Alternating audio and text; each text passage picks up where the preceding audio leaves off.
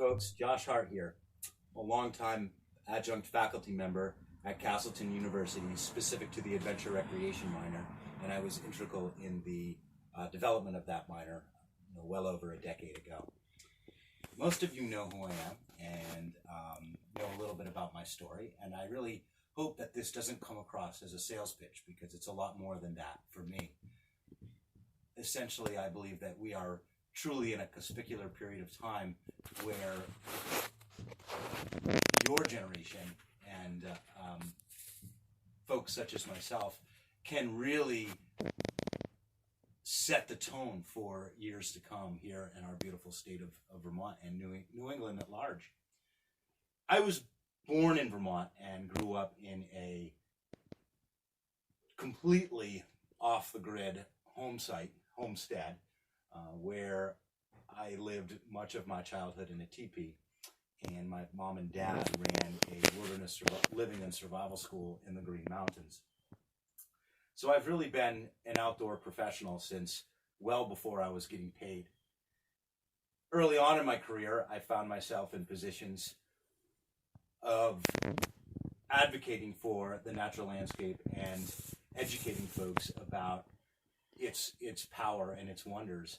And that started professionally, really in my very early 20s and late teens.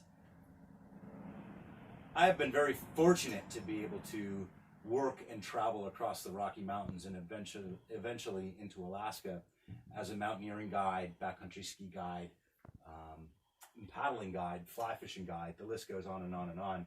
Truly, my life's work has been wholly motivated by a very strong connection to natural places and the adventure that they offer.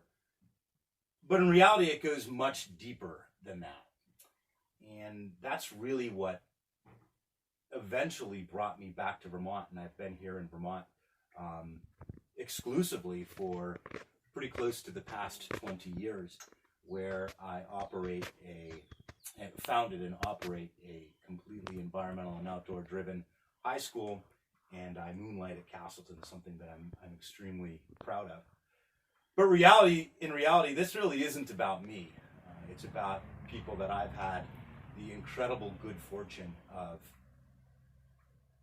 influencing and being a part of their formative years within their life, where they're deciding what direction they feel as though they're going to go.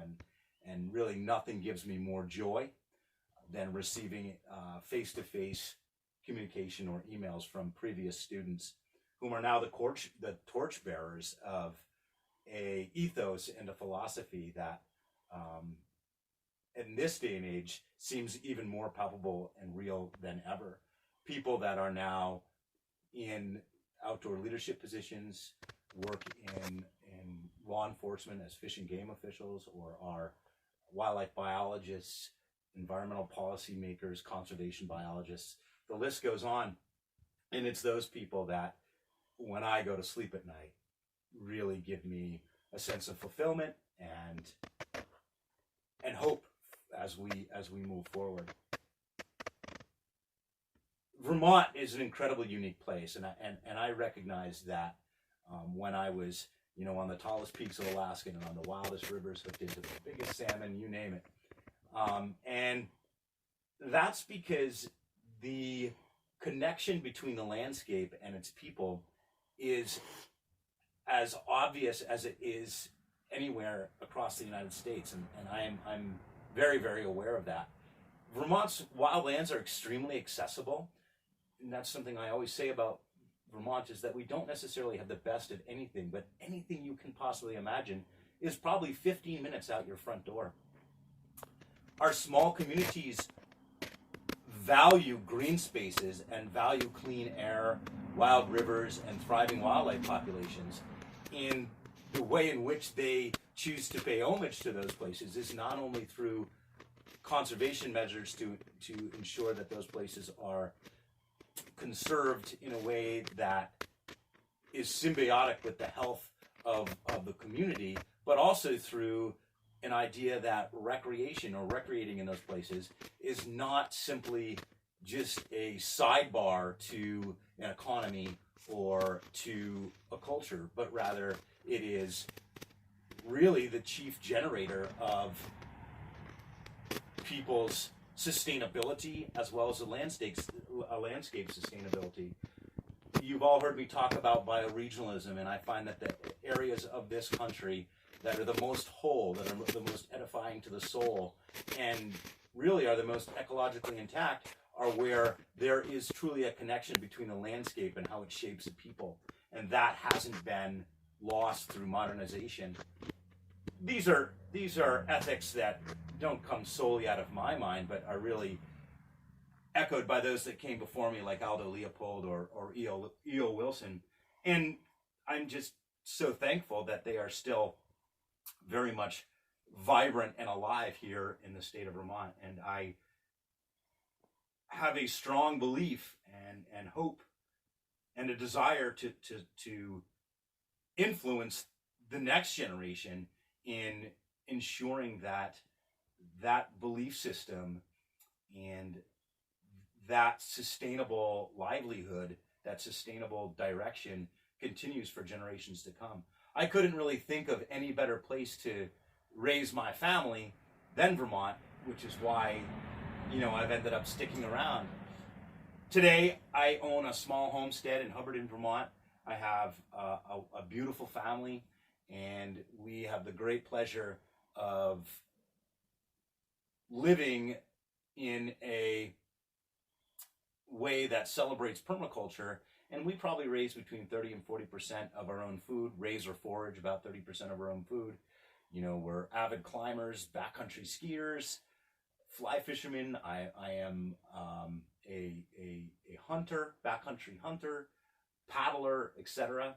My own children are going on their own solo trips this evening, and I'm extremely proud of that. I can't think of another place in which I could exercise this with such ease, and I think that says a lot about this state and potentially the future of this state.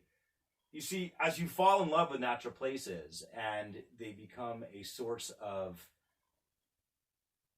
spiritual edification, you can't help but have a desire to begin to conserve or advocate for those places.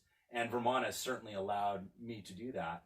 And I hope that those that come after me, or even are on this planet still today, will choose to join me in ionizing that type of lifestyle and economy. So, it's really not just me that espouses that, but rather in the state of Vermont, 72% of Vermonters participate in outdoor recreation each year. 1 in 7 jobs is attributed to outdoor recreation. It's a $5.5 billion industry in this small state, which is only about 600,000 people. And it really attributes to, of those 600,000 people, it attributes to 51,000 direct jobs. So, when I first kind of started this whole guiding thing, and then later on outdoor education thing, sometimes I wondered the direct connection to a thriving career in the state of Vermont. I think those numbers speak for themselves. So not only is it a numerical and data driven mindset, but it's also a belief in that little Vermont can really set a sustainable example of the connectivity between a healthy society and a healthy landscape, which is a delicate balance and something that I really strive to be able to teach within my classes. So I can tell you that sometimes in my life I've felt a bit like a circus clown. I can do all these neat things in the woods. And then, of course, later that translates into being able to do neat things on a small homestead that limit my footprint on the natural world. But today, when we're looking at the pandemonia of a pandemic, those things no longer feel silly, but rather key to conserving both land and mind and ensuring that an environment stays vibrant, as well as a family and or civilization stays vibrant. I wish I was out there working directly with you, and it's really hard to do this, all through the videos. with review questions and all that. And I want to assure you that as you return back to Castleton, I am going to do all that I possibly can without hurting myself to make up the experiences that I think are so much a part of the capstone experiences that my classes offer. I've noticed that my 2 classes I'm teaching in the fall, primitive skills and fly fishing, the enrollment is low, and I'm sure that echoes and is a copy of all kinds of classes within the Vermont State College systems. But I really urge that you reach out and sign up for those classes if you haven't taken them. I promise you that they will not let you down. They will be worth your time and your money. And I ask that you reach out to your friends and encourage them to take part in this type of learning. It's the perfect opportunity for us here at Castleton to make a statement to show that environmental and outdoor education as a whole really needs to be a part of the culture here at Castleton and needs to be something that we celebrate and identify with. This is a time in which we can do that, and those efforts will allow for real success as you guys move on and take the reins as leaders within this state and within New England. So I just want to mention a few things. If you sign up for, if enough of you sign up for fly fishing here in the fall, I think I only have 2 signups so far. That's pretty abysmal. I will be sure to run a canoeing-based fly fishing trip in the fall for you. And if you have never taken primitive skills, it is truly the beacon of the outdoor courses that I offer, and I really hope to see your faces there. So I hope you're all safe and well, and I hope that you enjoyed this little dissertation and kind of see the forest through the trees. There are many silver linings within this experience, and the ability to relate in a direct sense to your landscape and your locality is perhaps one of the biggest blessings of all. One of my favorite quotes is from Walt Whitman, which says, "The key to raising the best of men is to eat and sleep with the dirt." And that is truly what we do. And I would really like to have you along. So please expedite signing up for those classes and bring a friend. Take care, everybody. Thank you.